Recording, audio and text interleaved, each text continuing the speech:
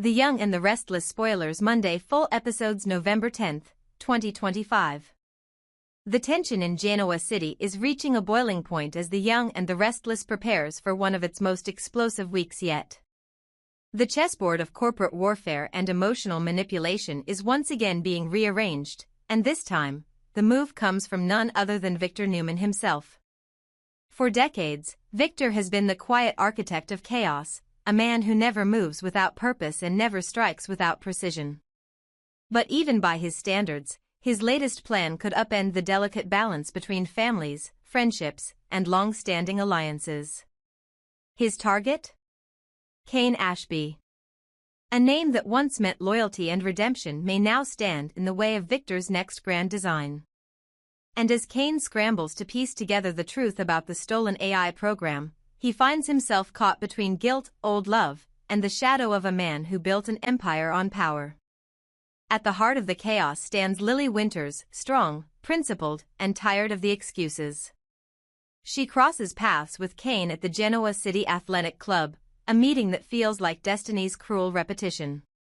Their history has been one of heartbreak and resilience, lovers turned partners turned strangers bound by children and regret. When Lily sees Cain, the years seem to collapse in on themselves. He looks different, older, carrying the weight of too many bad choices, but his eyes still carry the same deflection that once drove her mad. She demands a conversation, not about the past or their children, at least not at first, but about the thing that's consuming him now, the AI program that has become the city's newest obsession. What began as an ambitious technological dream has spiraled into a dangerous game of theft, blackmail, and corporate espionage, and Cain stands right in the middle of it. Lily listens in disbelief as Cain confesses that he still doesn't know who truly owns the AI project. The admission sends a shiver through her. It's not just incompetence she sees in him but fear. For someone like Lily, who rebuilt her life from ashes, fear is both foreign and unacceptable.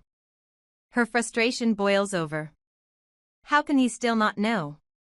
How can he allow himself to be so easily manipulated by the very forces that once destroyed their marriage? "Can't you control this situation?" she would have asked, her voice sharp, her patience gone. But Cain has no control, not anymore. The man who once prided himself on being resourceful now finds himself outmatched by a game far larger than he ever imagined. Then comes the revelation that changes everything. Cain suspects that Phyllis Summers, the woman whose brilliance is matched only by her unpredictability, may have stolen the AI program.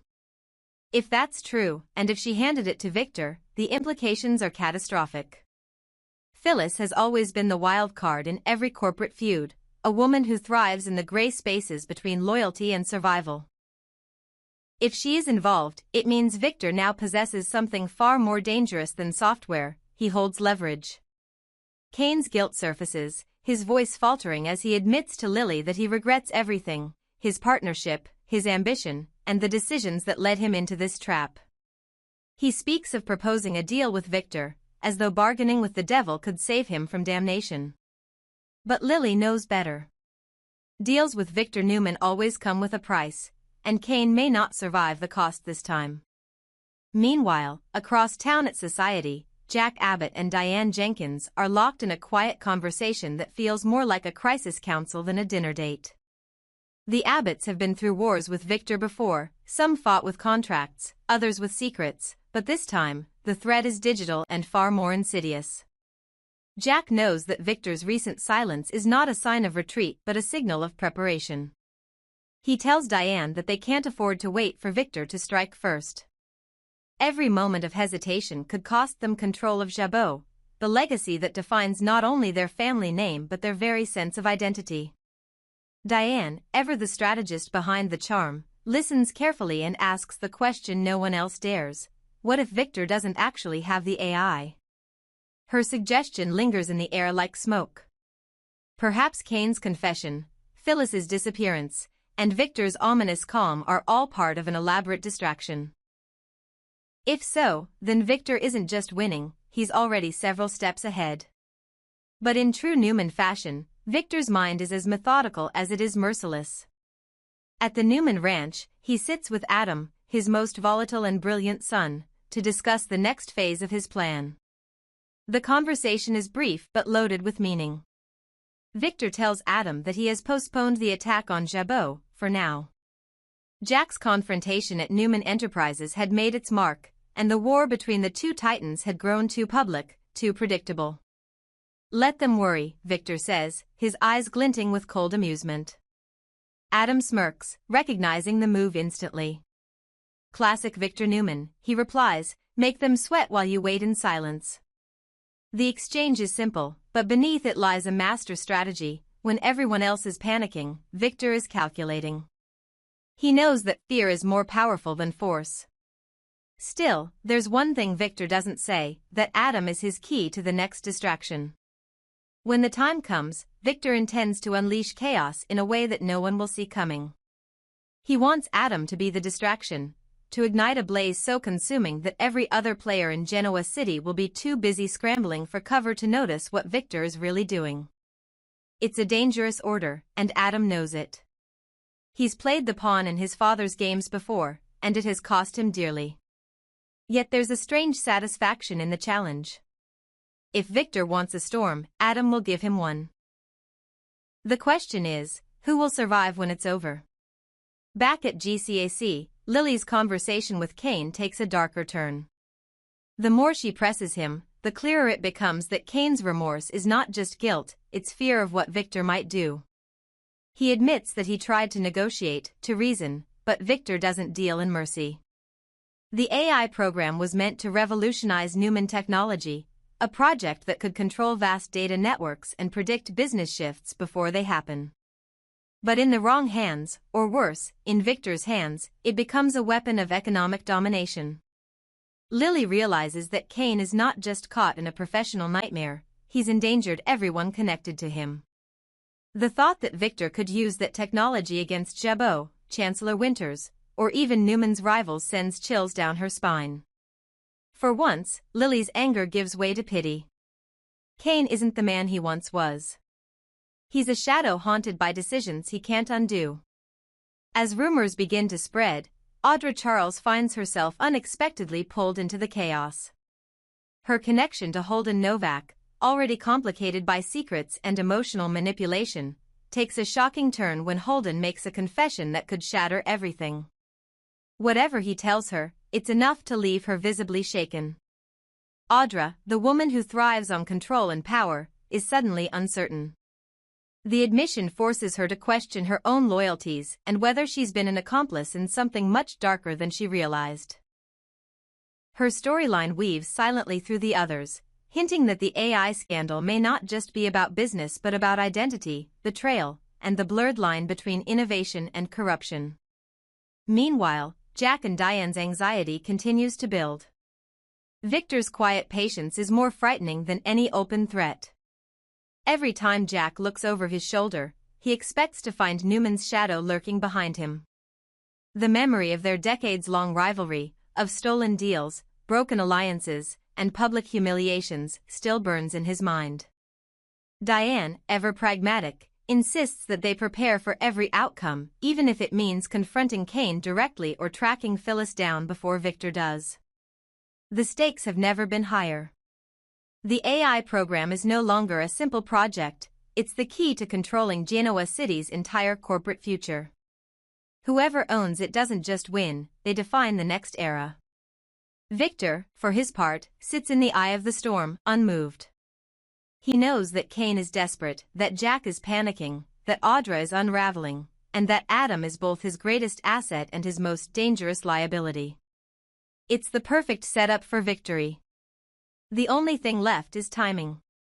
When he finally chooses to strike, it will not be a public war but a silent takeover. Victor Newman has always believed that true power doesn't come from noise but from inevitability, and right now, he's making himself inevitable. But behind the cold calculations, even Victor senses the risk. Every plan he makes carries echoes of the past, the betrayals, the broken families, the moral lines crossed in pursuit of dominance. As he watches his children navigate their own moral gray zones, he can't help but wonder if the empire he built is worth the blood it costs. Still, hesitation has never been his nature. In Genoa City, weakness is fatal, and Victor Newman is many things, but never weak. The week ahead promises confrontation, revelation, and possibly ruin. Kane will have to face the consequences of his secrets, Lily will have to decide if forgiveness still has a place in her heart, and Jack and Diane will find themselves forced to outthink a man who's always 2 moves ahead. And as for Victor, his silence isn't retreat, it's the sound of thunder before the storm. The storm that Victor Newman had been quietly summoning was finally beginning to form. Inside his office, the weight of silence was almost as deliberate as the words he hadn't spoken. When Adam walked in, sharp and skeptical as always, the air changed. Father and son were 2 sides of the same coin, intelligence sharpened by cynicism, loyalty tempered by ambition. Adam wanted to understand what Victor was planning, but experience told him his father never revealed the full blueprint until it was already too late to stop. How are you planning to use the AI to your advantage? Adam asked, his tone more curious than confrontational. For a moment, Victor didn't answer. He sat back, hands steepled under his chin, studying Adam with that unreadable gaze that had terrified CEOs and comforted his children in equal measure. I've learned, Victor finally said, his voice calm but commanding, that sometimes keeping a secret is the best advantage of all. His lips curved into the faintest shadow of a smile before his tone dropped, colder now. But one thing is certain, Kane Ashby will soon wish he had never returned to Genoa City. It was a promise, not a threat. Victor had spent his life mastering the art of timing, and he knew that the greatest weapon wasn't power itself but the illusion of patience before the strike. He had already positioned his pieces, and Kane, whether knowingly or not, had stepped directly into the trap. Not long after, Kane arrived at the Newman offices, tension radiating from him like heat. He had been running on adrenaline for days, trying to clean up a mess that kept spreading wider with every attempt to contain it. When he entered Victor's office, the air felt heavier, charged with the unspoken knowledge that he was facing a man who could ruin him with a single decision. Yet Kane wasn't here to beg, not this time. He was here to make a deal. In his hand, he carried the kind of offer that could tempt even the most unshakable titan. $1 billion, Kane said firmly, to ensure that you never use the AI, if you even have it. Victor raised an eyebrow, intrigued but not impressed. Money was not his weakness. Control was. And what exactly do you get out of this, Mr. Ashby? Victor asked, his tone deceptively polite. Kane met his gaze, his own voice steady but tinged with desperation. The privilege of destroying it forever, he replied. The room fell silent. It was a bold statement, perhaps the boldest of Kane's life, but it revealed more than he intended. He wasn't just trying to protect his technology, he was trying to erase it, to wipe the slate clean of whatever sins had been coded into it. Victor leaned back, studying him like a chess piece he hadn't yet decided whether to sacrifice or save. He admired audacity, but only when it served his own ends. Before Victor could respond, Kane's phone buzzed sharply, breaking the tense quiet. The name flashing on the screen froze him, Amanda Sinclair.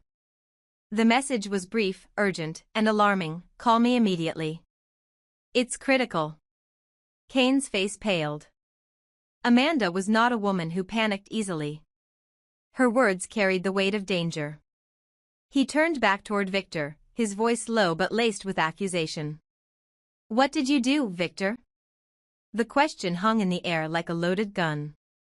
Victor said nothing, and that silence was answer enough. Whatever had begun with the AI had now evolved into something far more dangerous, something even Kane's billion-dollar offer might not be able to undo.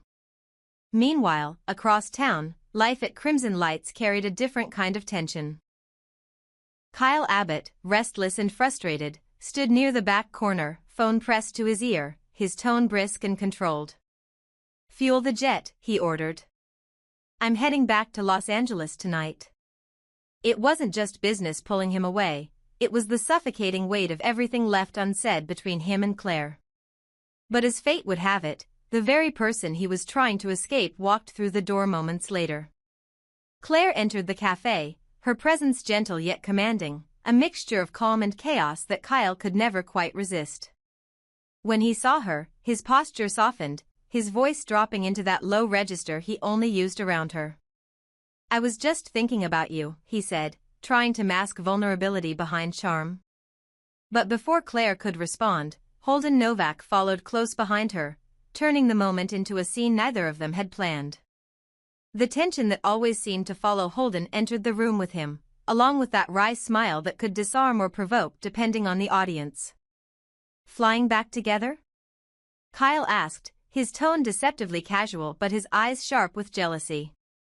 Claire hesitated for a fraction of a second before answering. "I took the Newman jet," she said evenly, as though that detail explained everything. Holden, ever the opportunist, chuckled. "I usually fly commercial, first class if I'm lucky." "That was quite an experience," he joked. Kyle's jaw tightened, but he ignored him, focusing on Claire. "Can we talk about us?" he asked quietly. But Claire, already overwhelmed by too many overlapping loyalties, shook her head. "Now isn't the right time for that," she replied, her words soft but final. Still, Kyle Abbott was not a man easily dismissed. When he wanted something, he pursued it with the same relentless energy that had made him a force in business and a disaster in love. "Can you at least stop by the house?" he asked. "Harrison's been asking for you." At the mention of Harrison Abbott, her expression softened. Despite the tension between her and Kyle, she had always had a gentle bond with the boy, innocent, affectionate, untouched by the chaos of adult motives.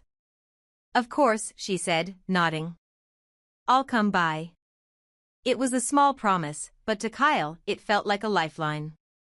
As he moved toward the counter, pretending to check messages, Kyle's instincts took over. He had learned from the best, his father Jack, a man who knew that power often came from listening when others thought you weren't.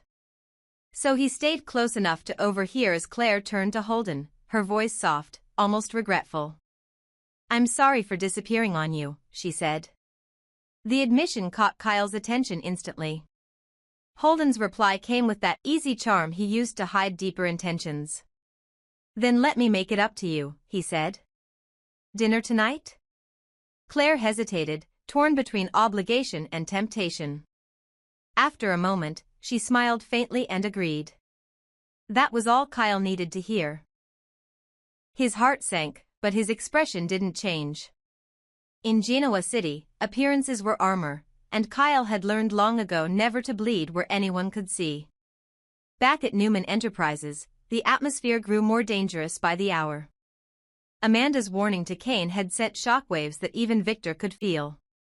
Somewhere behind the legal formalities and encrypted servers, a hidden threat was moving closer, one that tied together the AI theft, the hospital data leaks, and the quiet movements of men who preferred to operate in the dark.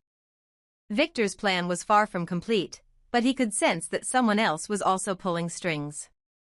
He knew Kane's offer was more than desperation, it was an act of survival. And if Amanda was reaching out now, it meant one of two things: either the AI's true power had been compromised, or someone had discovered who had really created it. The night that followed was filled with restless movement. Kane paced his hotel room, replaying Amanda's message over and over, trying to decide whether to call her or run. He finally pressed the phone to his ear, only to reach her voicemail. Her words echoed in his head, "It's critical." He didn't know whether to be relieved or terrified. Across town, Victor sat in his study, gazing out over the dark skyline of Genoa City, his reflection merging with the glass like a ghost of his own ambition. Adam entered quietly, sensing his father's mood but knowing better than to interrupt. "You always said timing is everything," Adam remarked. Victor's gaze didn't waver. "It still is," he replied. "And right now, time is on my side."